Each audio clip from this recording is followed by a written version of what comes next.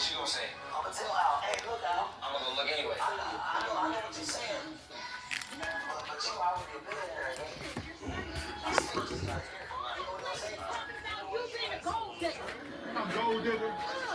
Yeah, you know, that doesn't make any sense. But that's what I said. Yeah, because if anything, he'd be a gigolo. A gigolo? You got the remote? Ooh, Malcolm's gonna have to sign a prenup. Remote. No. I am not after Mercedes' money. No, for the gate. People come up with this stuff. Where's it at?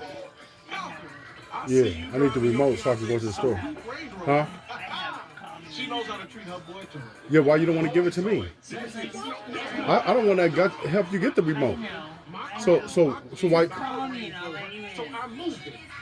And I'm about to go to the store. I don't want to wait. I'm gonna buy some stuff. I don't want to wait at the gate or nothing like that. Huh? All right, cool. well, if it makes you feel any better, Malcolm, I'm going to the barbershop and discuss What you talking about? They talking about they gonna give us a